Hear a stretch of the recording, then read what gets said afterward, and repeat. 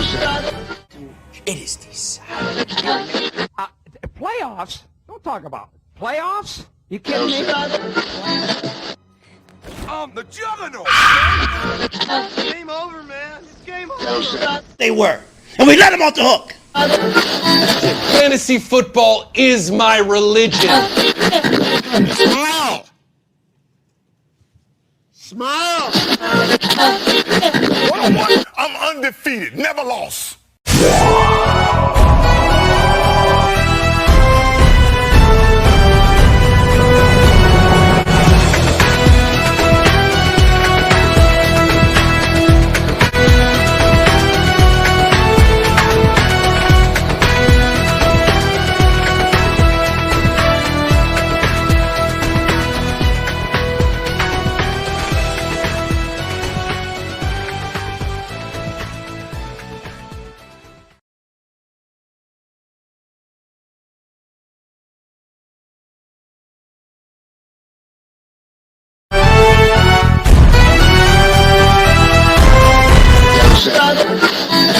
But they are who we thought they were.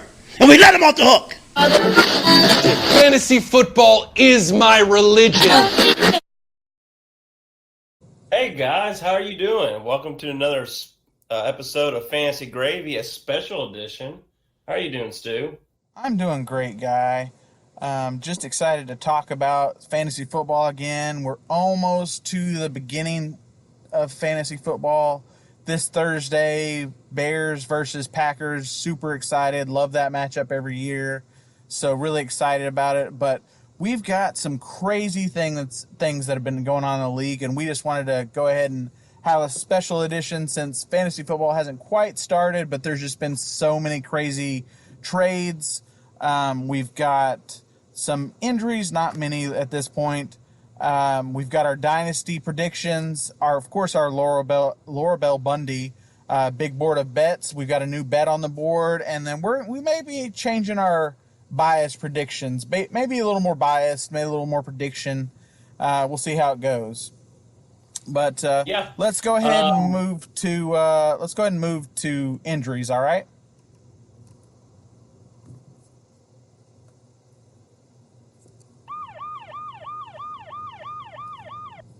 All right. So we've got our pretty much only injury we didn't talk about last week was Lamar Miller. He was out for the year with an ACL tear. I put him on IR. That's basically it. But most of it, what we're going to talk about here, is the impact of that injury. And I know this is your team, Brad. So what are you thinking here?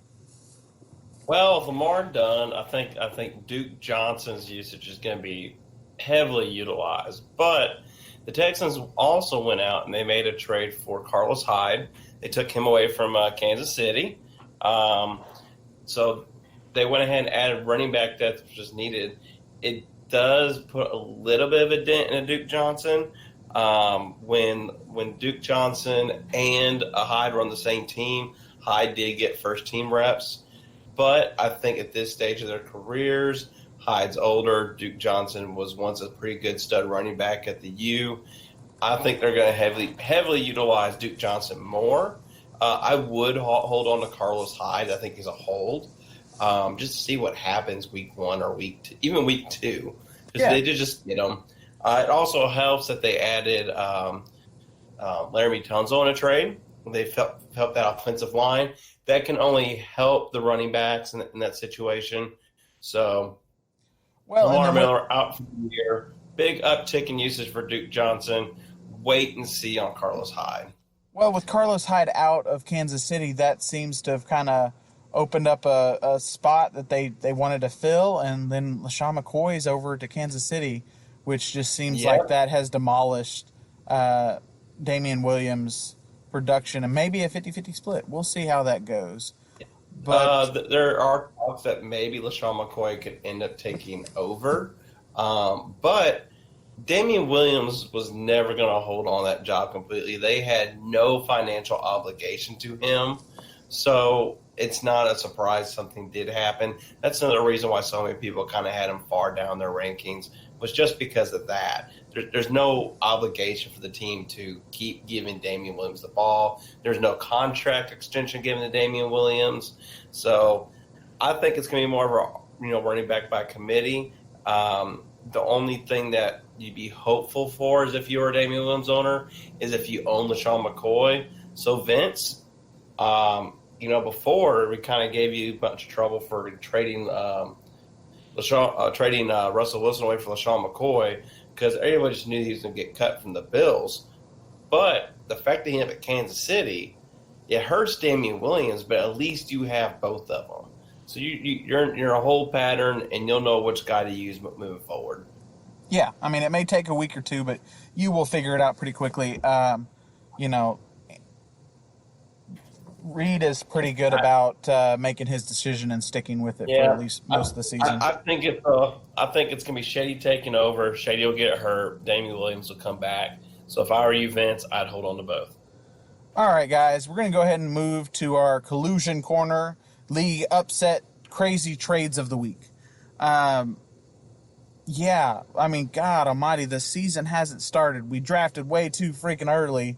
And people are freaking out and going crazy and making outrageous trades. So, what's our first one? What's our first trade here? Well, the first trade we have is Adam trading Christian Kirk, wide receiver for Arizona, to Rodney for Calvin Ridley, wide receiver for Atlanta. Personally, I would rather have Calvin Ridley in this trade. That's just me. If anything happens to Julio, Calvin automatically becomes the wide receiver one in that offense. He's still going to get lots of targets. He had big blowout games last year because they'll double and triple coverage Julio. So, yeah, if I was them, I would want to be on the Calvin Ridley side of the trade. What about you, Stu? I mean, I wanted Calvin Ridley. That's who I would have wanted in this. I like Christian Kirk, but I still don't know that the offense for the Cardinals is going to be really great this year. They're still trying to work things out. So I'm not sure how this is going to go. I really don't. I have no clue. So, yeah, I mean, Calvin Ridley, the Falcons are still going to be a really good offense. So, yeah, I probably give it a little bit to Adam there. But all in all, it's pretty close. Like, it's no one really got up on one another here. But I probably would rather have Calvin Ridley than Christian Kirk. I do. What about our next trade, Stu? Next trade is Dixon traded Robert Woods to you for Aaron Jones. So wide receiver Robert Woods for the Los Angeles Rams, and then Aaron Jones, running back for the Green Bay Packers, starting running back as of right now. I like both of these players. I wanted both of these players. So Brad and I disagree on this point. I lean a little bit heavier on the running back side at this point in the year because, I mean, I guess I see where running backs are more valuable later in the year and harder to find. And I feel like a wide receiver 2 is a little easier to find later in the year. Now, Robert Woods, I wouldn't necessarily, if he is a running back 2, it's the high end of a running back 2. I like him quite a bit. I've seen teams out there. No, Robert Woods as a wide receiver 1, almost wide receiver 2, high end wide receiver 2. So Aaron Jones, I liked him going throughout the year. I passed on him for Josh Jacobs instead. So I really do like Aaron Jones. I have him in a couple of places. So I like this trade, but I value running back a little higher than wide receiver. Yeah. I don't know that it did much. I mean, you always kind of have that. Yeah, it's just a difference. I mean, you always kind here. of. Yeah, always kind of the opposite philosophy. So you like to be really big on running back depth, and I'm usually the opposite. I usually end up pretty big in wide receiver depth, and that's how the cookie crumbles. There's no right way to win a fantasy championship. No, not at all. I think Dixon helped out his running back core a little bit. I don't know that this changed Yes, the King and Drake situation was scary. Yeah. So the Kenyon Drake running back 2 was not his strong suit there. So I think he really picked up his team here. I don't think that it did a whole lot of difference for you, Brad, at this point. Your top running backs and top wide receivers. You've got a little more solid of a wide receiver 2 now. But you kind of did that. You kind of did that already with some other trades. Yeah. So our next trade is going to be Rod trading T.Y. Hilton, wide receiver for the Indianapolis Colts, to Brad for Emmanuel Sanders, wide receiver for Denver, and Miles Sanders, running back for Philadelphia. What are your thoughts here, Brad? This is your trade. Oh, I overpaid a little bit. Miles Sanders and T.Y. Hilton are ranked right next to each other by most people you look at. I sent Emmanuel Sanders back just to kick it in. I need to open up a spot anyways for somebody I'm wanting. So it was I overpaid a little bit. I was one offer Emmanuel Sanders and Curtis Samuel. He wanted Sanders. I went ahead and went with it. I like the upside T.Y. I know the Andrew Luck is gone, but his talent's still there.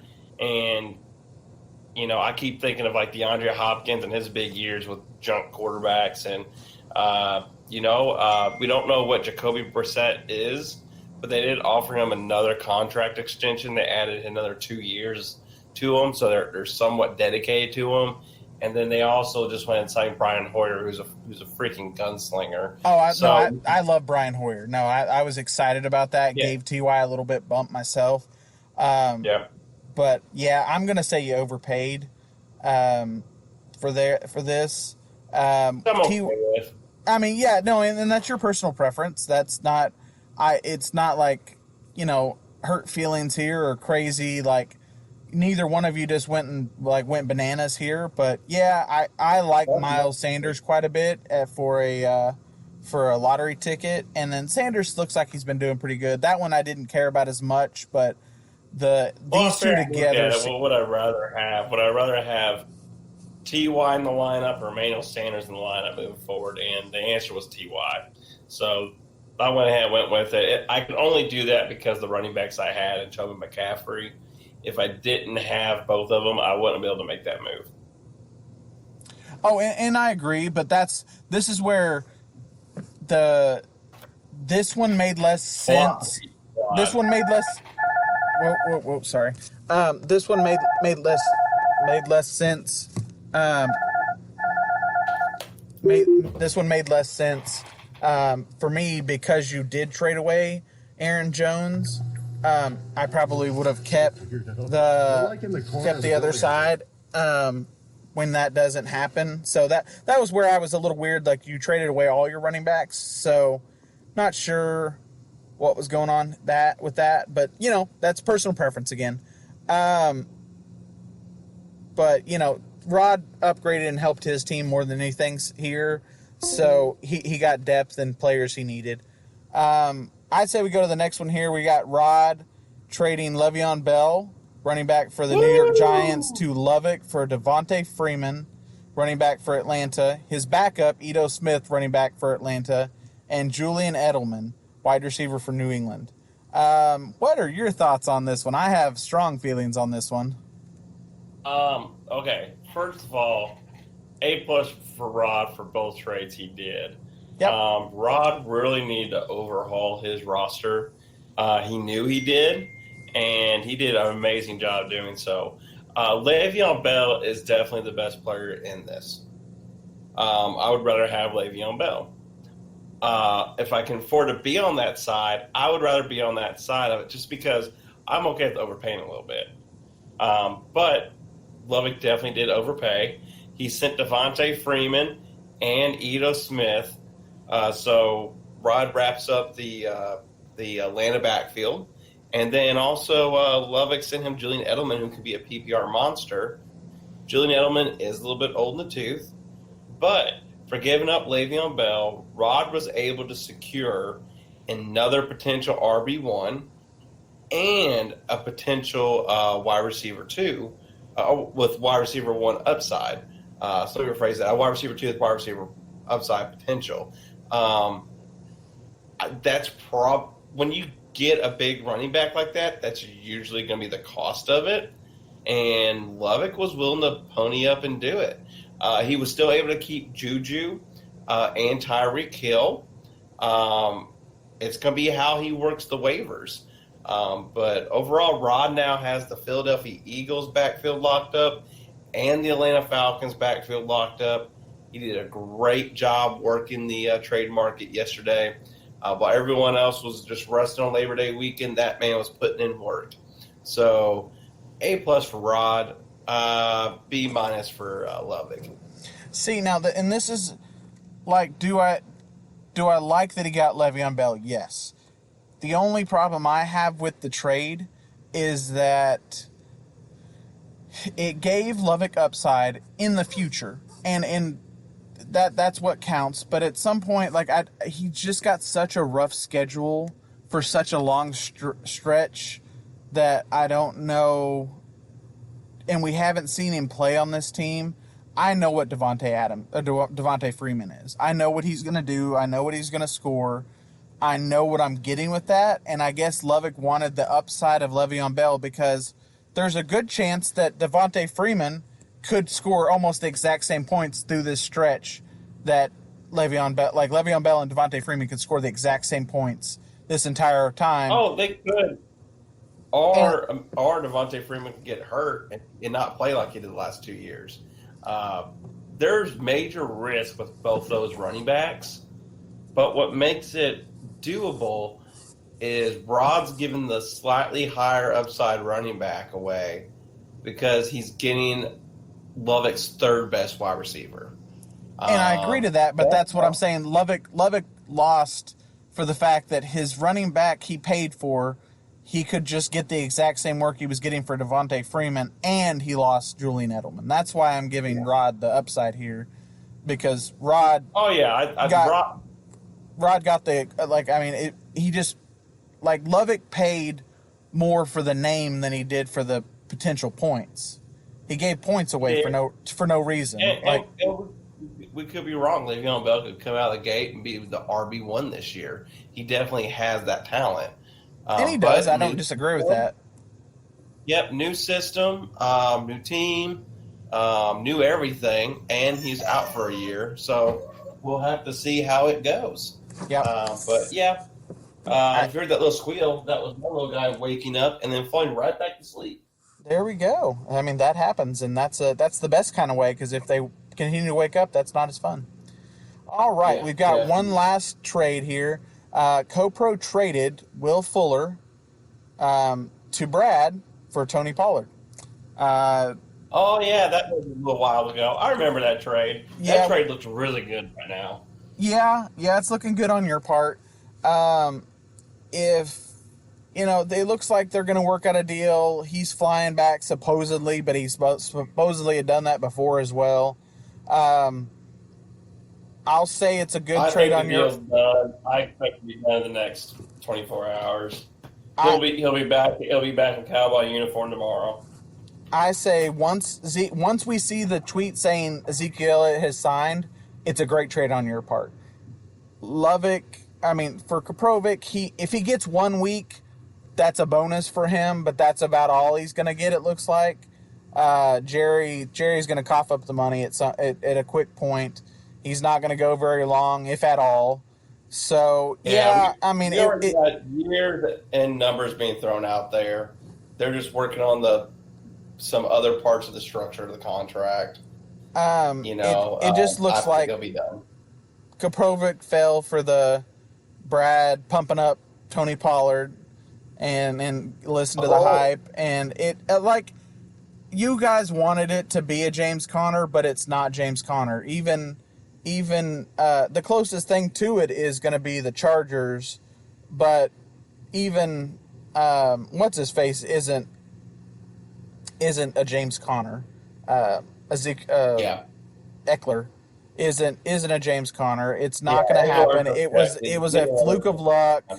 Tony Pollard looks good on the outside, but unless you picked him up off the waivers, trading for him was pretty much never going to be a good deal until once he played week 1 or played a couple of Yep. weeks and Zeke was going to hold out. But that Cobra, thank you for ending your trade embargo against me. It took many seasons, but finally, I broke through. Thank you, sir. well, and it's not like a farm system anymore. It's very barren land. You got a nice potato there. So we'll see how that goes. Nice, good potato. Hopefully it's a sweet potato. I prefer those. All right. Well, let's go ahead and move to the Laura Bell Bundy Big Board of Bets. Giddy on up, giddy on out. All right. Laura Bell Bundy's Big Board of Bets. We've got one new trade on the board. Matt started drinking the other night, it looks like, and decided he wanted to lay his flag on the Marlon Mack, and then he's saying that he's gonna score more points week 1 through 16. He's gonna outscore Aaron Jones.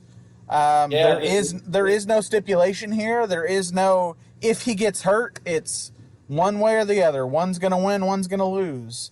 We never had stipulations. So this all occurred because I was trying to sell him on Aaron Jones. Because of the Andrew Luck and Marlon Mack situation, he was just all about Marlon Mack. So we'll see how this works out. Yeah, I liked Marlon Mack a couple of weeks ago when Andrew Luck was still their quarterback. I'm a little farther down.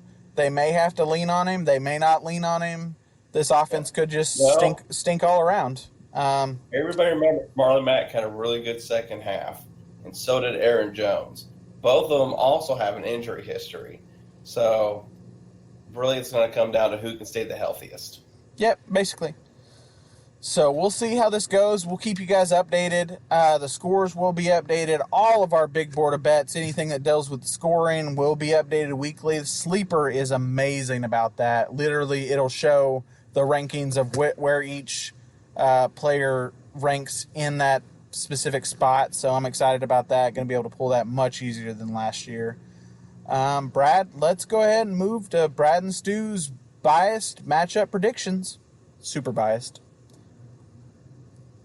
So week 1, we've got me versus Shep. Are we still leaning Shep for you? Is that what I said last week? You did. I said me, of course. Marlon Mack situation. Did we know that last week when I said that? I would assume so. Yeah, Andrew Luck had already retired at that point. So then I'm gonna stick with my biased prediction. You're gonna go Matt, and I'm gonna go me because that's very biased of me.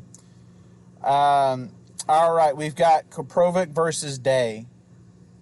What are we thinking here? I think Travis Kelce and Zach Ertz both have huge games. Day. You know what? I take that back. Well, isn't Kansas City playing Jacksonville? Yes. Yes? I believe so, yes. Okay, then since Kansas City's playing Jacksonville, I'm going to go Day. He gets revenge on CoPro for taking Patrick Mahomes on him and making Day homeless while he's out there begging for change, with his really nice heavy-duty Target cart. By the way, Day, that is a great name. You should totally use that as your name. You're definitely Mahomes. Mahomeless, yep, I like it. And we're not going to get we're not going to spare you any players because we're not like that. So we're very bad against the Mahomeless. So all right, now we've got Adam versus you. I think we had you, and I think we both agreed pretty quickly there. Yeah, Adam, good luck. Adam, Sleeper gives you 30% chance of winning. So, and I have him plugged into Wyatt or Robert Woods. Yep. So, all right, we've got Sam versus Dixon. I think you and I disagreed on this one, and we actually made a bet. We did. Okay. I forgot that wasn't even in the big boards of bets. We haven't got that one. You went Sammy, and I went Dixon. I went Sammy with an I. You did. and we can update that in the big board of bets, if you will.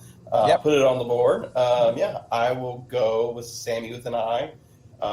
He will be drinking victorious beers afterwards and being found on a train outside Roadhouse yelling Woodhouse again. We've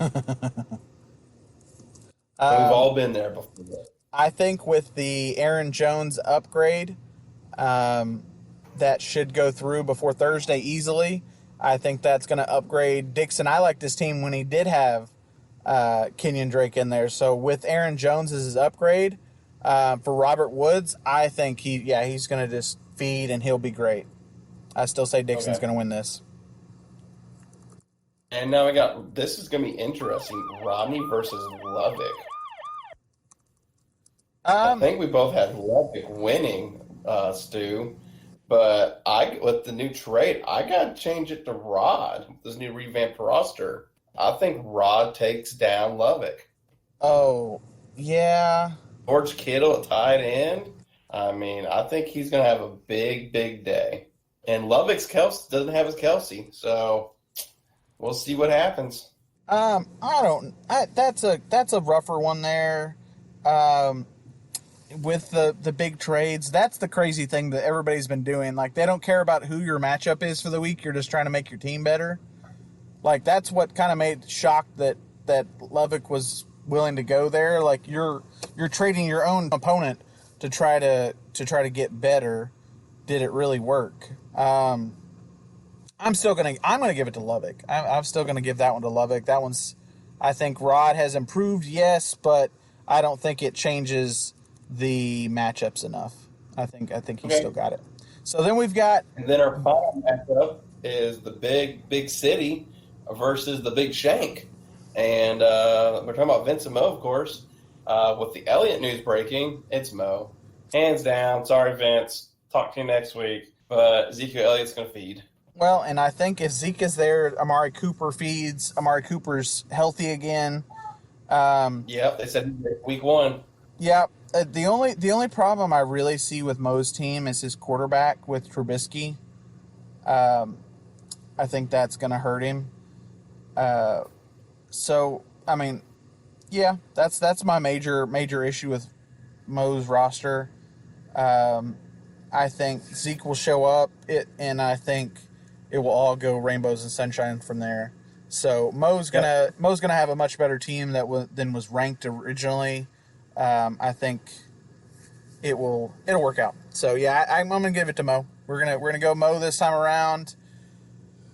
Guys, I think that is our show for the day. We have had interruptions. We've had special announcements. We've had injuries. It's been a crazy day. So I hope you guys enjoy this. We will see you guys next week. Back with a regular schedule. We're pretty much going to be every Wednesday from now on. And so we will look forward to talking about the league as fantasy football actually starts. Anything else, Brad? That's it. Good luck to you guys. I'm assuming this has got to be it on trades before week 1. So yeah, I'm pretty sure we're all locked in at this point. There's nothing crazy. I think so. So good luck to y'all. Hopefully no injuries. Watch out for old Sammy Bradford, and I'll talk to y'all next week. See you guys.